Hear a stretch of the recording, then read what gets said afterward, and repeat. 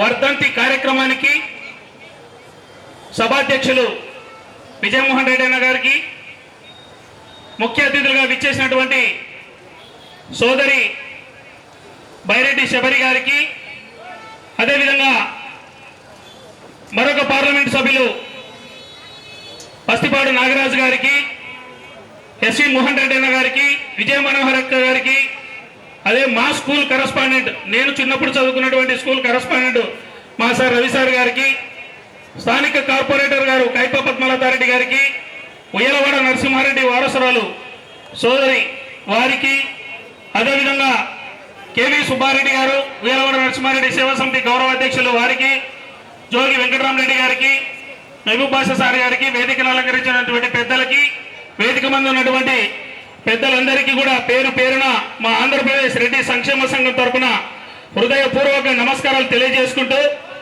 ఈనాటి ఈ అవకాశాన్ని మాకు ఇచ్చినటువంటి ఉయ్యలవాడ నరసింహారెడ్డి సేవా సమితి వారికి కొన్ని 2 సూచనలు తెలియజేసుకుంటూ, దయచేసి ఉయ్యలవాడ నరసింహారెడ్డి ఈ వర్ధంతి కార్యక్రమాన్ని ఇంత చక్కగా నిర్వహిస్తున్నటువంటి వారికి అభినందనలు తెలియజేసుకుంటూ, ఇందాక పెద్దలు ఎస్వి మోహన్ రెడ్డి గారు, రామబాలరెడ్డి గారు వీళ్ళందరూ మాట్లాడుతూ, విజయ మనోహరక్క గారు కానీ వీళ్ళందరూ మాట్లాడుతూ ఉయ్యలవాడ నరసింహారెడ్డి జీవిత చరిత్రను పాఠ్యాంశాల్లో చేర్చాలని చెప్పి వారు సూచనలు చేయడం జరిగింది. కాబట్టి తప్పకుండా ఆ రోజు ఏ విధంగా అయితే మేము ఆంధ్రప్రదేశ్ రెడ్డి సంక్షేమ సంఘం తరఫున ఆనాటి ముఖ్యమంత్రి శ్రీ చంద్రబాబు నాయుడు గారి ద్వారా ఈ ఉయ్యలవాడ నరసింహారెడ్డి వర్ధంతి కార్యక్రమాన్ని అధికారికంగా నిర్వహించే విధంగా జీవో తీసుకురావడం జరిగింది.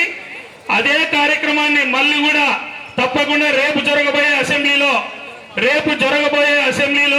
3వ తారీఖు నుంచి మా ఆంధ్రప్రదేశ్ రెడ్డి సంక్షేమ సంఘం అందరం కూడా రాష్ట్రంలో ఉన్న ఎమ్మెల్యేలందరికీ తప్పకుండా మేము వినతి పత్రాలు సమర్పించి ఉయ్యలవాడ నరసింహారెడ్డి సేవా సమితిని, ఉయ్యలవాడ నరసింహారెడ్డి జీవిత చరిత్రను పాఠ్య పుస్తకాల్లో చేర్చడానికి మా వంతు కృషి చేస్తామని చెప్పి ఈ సందర్భంగా మీకు తెలియజేసుకుంటూ, అంతేకాకుండా రాబోయే రోజుల్లో ఆల్రెడీ శబరమ్మ గారికి, మన స్థానిక శాసనసభ్యురాలు గౌరవ చరితారెడ్డి గారికి మేము వినతి పత్రాలు ఇవ్వడం జరిగింది. ఆంధ్రప్రదేశ్ రెడ్డి సంక్షేమ సంఘం తరఫున ఉయ్యలవాడ నరసింహారెడ్డి పేరును విమానాశ్రయానికి పెట్టాలి అని చెప్పి ఇవ్వడం జరిగితే, మన శబరమ్మ గారు ఆల్రెడీ ముఖ్యమంత్రి గారికి లేఖ రాయడం జరిగింది, పర్సనల్ గా వెళ్ళి చెప్పడం జరిగింది. రామ్మోహన్ నాయుడు గారికి కూడా ఆల్రెడీ ఈ విషయం దృష్టికి తీసుకురావడం జరిగింది. గత వారమే మన పస్తిపాడు నాగరాజు గారు కూడా ఆ రోజు మీటింగ్ లో ఉన్నారు. ఆ విషయాన్ని వెంటనే శబరమ్మ గారు ఫోన్ చేసి ముఖ్యమంత్రి గారు తప్పకుండా సానుకూలంగా స్పందించారు.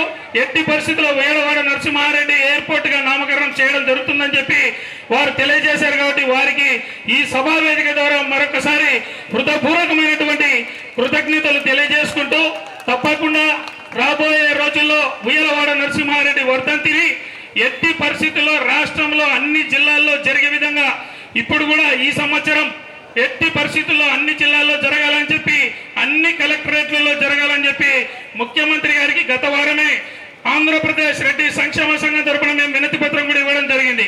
అయితే వెంటనే ముఖ్యమంత్రి చంద్రబాబు నాయుడు గారు మా వినతి పత్రానికి స్పందించి వెంటనే రాష్ట్రంలో ఉన్నటువంటి అన్ని జిల్లా కలెక్టరేట్లలో ఉయ్యలవాడ నరసింహారెడ్డి వర్ధంతిని జరపాలని చెప్పి వారు ఆదేశాలు కూడా ఇచ్చినందుకు మా తరపున ఉయ్యలవాడ నరసింహారెడ్డి కుటుంబ సభ్యుల తరపున మరియు మన ఆంధ్రప్రదేశ్ రెడ్డి సంక్షేమ సంఘం తరపున రాష్ట్ర ప్రభుత్వానికి హృదయపూర్వకమైనటువంటి ధన్యవాదములు తెలియజేసుకుంటూ, రాబోయే రోజుల్లో ఎటువంటి కార్యక్రమమైనా ఉయ్యలవాడ నరసింహారెడ్డి పేరుతో జరిగినటువంటి ఏ కార్యక్రమానికైనా మేము తప్పకుండా ముందుండి పోరాటానికి సిద్ధంగా ఉన్నామని చెప్పి మరొకసారి తెలియజేసుకుంటూ, ఆ రోజు విగ్రహం ఏర్పాటుకు కానీ ఈ ఉయ్యలవాడ నరసింహారెడ్డి జీవో తీసుకురావడంలో మరొకరిని నేను మర్చిపోయాను, వారిని గుర్తు చేసుకుంటాను. ఈరోజు ఆ రోజు మంత్రిగా ఉన్నటువంటి అఖిలమ్మ గారు టూరిజం డెవలప్మెంట్ కార్పొరేషన్ మంత్రిగా ఉన్నారు.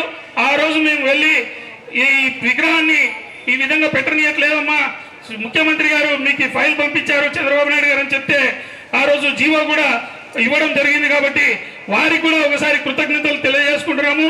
మరీ ముఖ్యంగా ఈ రోజు బైరెడ్డి శబరి గారి మీద చాలా బాధ్యత ఉంది. ఇవన్నీ కూడా మీదే బాధ్యతమ్మా. మీరు కోయలకుంట్ల మనవరాలు, ఆ ప్రాంతంలో ఉన్నటువంటి ఎంపీ గారు, తర్వాత నాకు తెలిసి ఉయ్యలవాడ నరసింహారెడ్డి గారికి బంధువు కూడా మీరు. కాబట్టి తప్పకుండా మీ పైన, మీ భుజపు స్కంధాల పైన ఈ అన్ని బాధ్యతలను పెడుతూ ఉయ్యలవాడ నరసింహారెడ్డి జీవిత చరిత్రను పాఠ్యాంశాల్లో చేర్చాలి. రెండో డిమాండ్ ఏంటంటేమ్మా, రాబోయే అమరావతిలో నూతనంగా నిర్మించబోయే అమరావతిలో ఉయ్యలవాడ నరసింహారెడ్డి విగ్రహాన్ని ఏర్పాటు చేసి తీరాలి. ఉయ్యలవాడ నరసింహారెడ్డి విమానాశ్రయానికి ఎయిర్పోర్టుకు అధికారికంగా గజెట్ రిలీజ్ చేయాలి. అవసరమైతే పార్లమెంట్లో మీరు మాట్లాడి ఇండియన్ వారియర్గా, అంటే ఇండియన్ వారియర్ దేశ ప్రథమ స్వాతంత్ర సమరయోధుడు కాబట్టి ఇండియన్ వారియర్గా కూడా డిక్లేర్ చేయాలని చెప్పి మీరు మా తరఫున, మీ ఉయ్యలవాడ నరసింహారెడ్డి తరఫున, మీ తాత తరఫున మీరు మాట్లాడాలని చెప్పి మనస్ఫూర్తిగా కోరుకుంటూ ఈ అవకాశం ఇచ్చిన మీ అందరికీ హృదయపూర్వక కృతజ్ఞతలు తెలియజేసుకుంటూ సెలవు తీసుకుంటున్నాను.